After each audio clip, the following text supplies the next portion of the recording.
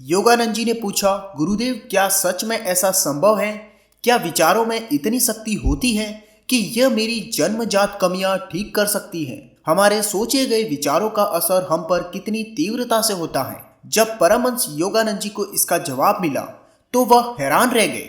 बचपन से परमहंस योगानंद जी की पाचन शक्ति बहुत ही कमजोर थी, जिस कारण उनका वजन हमेशा कम रहता। वे थोड़ी मेहनत करने के बाद भी काफी थक जाते। अगर लंबी यात्रा कर लेते तो शरीर टूट जाता, जिस कारण वे कई बार हीन भावना महसूस करते। कॉलेज के दिनों में उनके कमरे में किताबों से ज्यादा टॉनिक और ताकत बढ़ाने वाली दवाइयों की लाइन लगी रहती। योगानंद जी ने इस कमजोरी को मिटाने और ताकत को बढ़ाने के लिए कई इलाज किए, लेकिन कोई भी लाभ नहीं हुआ। फिर आश्रम आने पर योगानंद जी मन ही मन सोचा करते कि क्या मैं इतने दुर्लभ शरीर के साथ में साधना कर पाऊंगा। परमहंस योगानंद जी कहते हैं कि एक बार मैं आश्रम के बरामदे में बैठा हुआ था। एकाएक गुरुजी श्री युक्तेश्वर जी की नजरें मुझ पर आकर गड़ गई। उन्होंने अचानक कहा, अरे मुकुंद, तुम बहुत ही दुबले पतले हो। योगानंद जी कहते हैं कि शायद गुरुजी ने मेरे अंतर्मन के विचार और हीन भावना को पढ़ लिया हो। योगानंद जी कहते हैं कि गुरुजी की इस बात ने मेरी अंदर के दुख को छू लिया है। योगानंद जी ने गुरु से कहा, गुरुदेव, मुझे भी मेरी धसी हुई आंखें और दुर्लभ शरीर अच्छा नहीं लगता। मैं बचपन से ही अपच का शिकार हूँ, जिस कारण मेरा शरीर बहुत ही कमजोर रहता है। औषधियों से भी कोई भी लाभ नहीं हुआ। युक्तेश्वर जी ने कहा, मुकुंद, औषधियों की एक अपनी सीमा है। तुम्हारी बीमारी और कमजोरी का कारण तुम खुद ही हो, क्योंकि तुमने अपनी शक्ति का प्रयोग बहुत सीमित रखा है। तुमको खुद से बीमारी दिखती है। तुम अपनी कमजोरी पर इतना भरोसा करते हो, जिस कारण तुम खुद से कमजोर और हीन भावना वाले विचार बोलते रहते हो। अगर तुम सोचो कि तुम स्वस्थ और बलवान हो और इन शक्तिशाली विचारों को पूर्ण विश्वास से अपने मन में लो, तो अति शीघ्र स्वस्थ और बलवान हो जाओगे। योगानंद जी ने पूछा, क्या गुरुदेव ऐसा सच में संभव है? क्या मात्र सोचने से ऐसा हो सकता है? क्या विचारों में इतनी शक्ति होती है? क्या विचारों में इतनी शक्ति होती है कि यह मेरी जन्मजात बीमारी भी ठीक कर सकते हैं? युक्तेश्वर जी ने कहा, बात केवल सोचने भर की नहीं है मुकुंद। अब तुम मेरे जीवन का अद्भुत अनुभव सुनो। मैं 1-2 महीने तक टाइफाइड से पीड़ित रहा, जिस कारण मैं बहुत ही कमजोर हो गया। मेरा बुखार ठीक हुआ तो मैं उसी हाल में अपने गुरु लाहिरी महाशय जी के दर्शन करने गया। मैंने गुरु लाहिरी महाशय जी से कहा कि मैं बहुत ही बीमार था, इसीलिए मेरा वजन बहुत कम हो गया है। शरीर में किसी प्रकार की साधना करने की शक्ति नहीं बची है। लाहिरी महाशय ने कहा, युक्तेश्वर, मैं देख रहा हूं कि पहले तो तुमने खुद को जानबूझकर बीमार कर लिया। अब कह रहे हो कि तुम कमजोर हो गए हो, परंतु चिंता मत करो। मुझे विश्वास है कि कल तुम्हारा स्वास्थ्य बेहतर हो जाएगा। युक्तेश्वर जी ने कहा, मैंने लाहिरी महाशय की बात पर श्रद्धा और भाव से विश्वास किया। मुझे पूरे दिन लगता रहा कि गुरुजी अपनी शक्ति से मुझे ठीक करने वाले हैं। युक्तेश्वर जी कहते हैं कि अगले दिन सुबह उठते ही मुझे ऐसा लगा कि मेरे पूरे शरीर में ऊर्जा की किरण हो रही है। मुझे बहुत हल्का लग रहा था। मैं उसी समय दौड़ते हुए लाहिरी महाशय के पास गया और उल्लास के साथ बताया कि गुरुदेव, कई सप्ताह में पहली बार मुझे अपने अंदर स्फूर्ति और ताकत का अनुभव हो रहा है। आपने अपनी शक्ति से मुझे स्वस्थ कर दिया है। इस बार लाहिरी महाशय ने मेरे साथ मजाक किया और कहा, बिल्कुल सही, पर किसे पता कल तुम्हारा शरीर कैसा रहेगा? शायद फिर से दुर्लभ हो जाओ। युक्तेश्वर जी कहते हैं कि जब मैंने गुरुजी की ये बात सुनी कि शरीर की दुर्बलता वापस आ सकती है, तो मैं भय से कांप उठा। मेरे मन में बार बार ये विचार चलता रहा कि कहीं मैं फिर से बीमार न हो जाऊं। फिर अगले दिन कुछ अजीब सा हुआ। मैं इतना बीमार हो गया कि मैं ठीक से चल भी नहीं पा रहा था। मैं बड़ी मुश्किल से लाहिरी महाशय के पास पहुंचा। कहा, गुरुदेव, मैं फिर से बीमार हो गया हूं। लाहिरी महाशय ने कहा, तुमने खुद को एक बार फिर से बीमार कर लिया। युक्तेश्वर जी ने कहा, गुरुदेव, भला मैं खुद को कैसे बीमार बना सकता हूँ? यह तो आपके वचन है जो सत्य साबित हो रहे हैं। लाहिरी महाशय ने कहा, युक्तेश्वर, तुम भूल रहे हो कि यह तुम्हारी ही शक्ति है। पिछले 2 दिन के अनुभव से तुम समझ सकते हो। ये तुम्हारा विचार और विश्वास है जिन्होंने तुम्हें बारी बारी से स्वस्थ और दुर्लभ महसूस करवाया है। युक्तेश्वर जी ने कहा, गुरुदेव, यदि मैं सोचूं कि मैं स्वस्थ हूं और मेरा वजन सामान्य हो गया तो क्या ऐसा हो जाएगा? लाहिरी महाशय गंभीरता से बोले कि शरीर केवल मन का ही विस्तार है।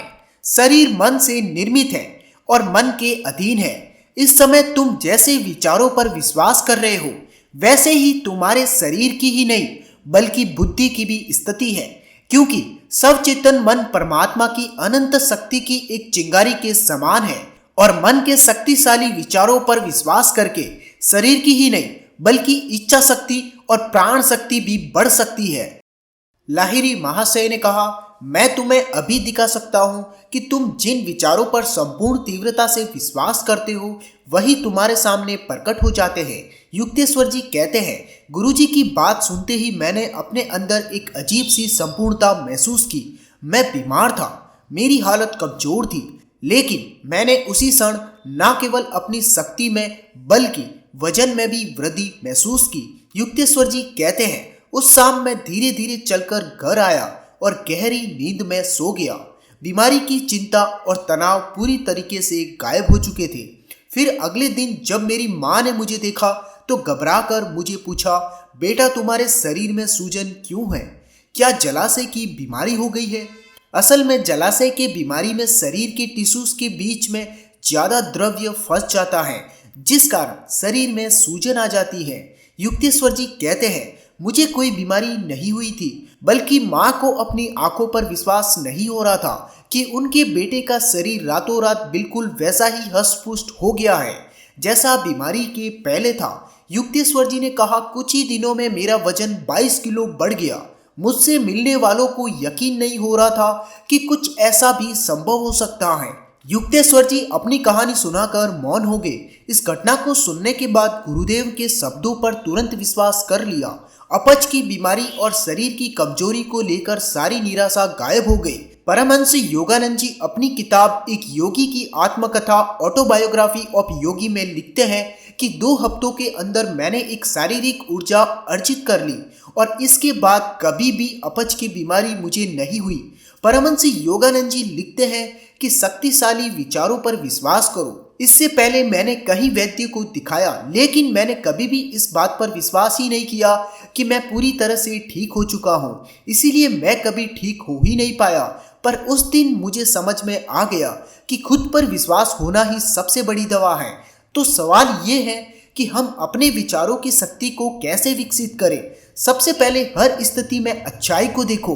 परमहंस योगानंद जी कहते हैं कि यदि कोई स्वयं को अक्सर विकृत विचार सोचने की अनुमति देता है तो उसका चेहरा भी वैसे ही विकृत हो जाता है। अपने मन को इस तरीके से प्रशिक्षित करो कि वह हर स्थिति में हर व्यक्ति में केवल अच्छाई को ग्रहण करे। जैसे हर शरीर भोजन से केवल ऊर्जा को ग्रहण करता है, बाकी अवशेष छोड़ देता है, वैसे ही अच्छाई को और शुभ को ग्रहण करो और विकृति को छोड़ दो। Mind is the real welder of power. शक्ति को प्रयोग में लाने वाला मन है। परमहंस योगानंद जी कहते हैं कि हथौड़े की चोट में उतनी ही ताकत होती है जितनी चलाने वाले इंसान में होती है।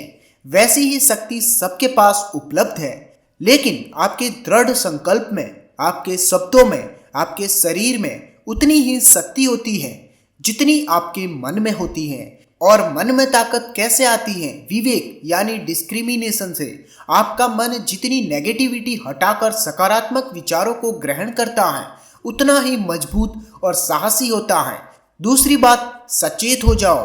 विचार शक्ति का इस्तेमाल करने के लिए हमें विचारों को प्रकट होते ही उनके प्रति सचेत होने की जरूरत है, ताकि हम अच्छे विचारों को बढ़ावा दे सके और दुष्ट व कमजोर करने वाले विचारों को त्याग कर सके।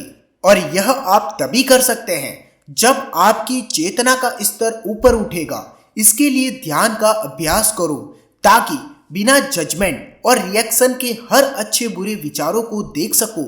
हम ध्यान में नॉन जजमेंट का अभ्यास करते हैं, जिस कारण चेतना का स्तर उठता है और अलर्टनेस में ही हम शक्तिशाली विचारों का चुनाव कर सकते हैं। इसीलिए विचारों की शक्ति का प्रयोग करने के लिए ध्यान अति आवश्यक है।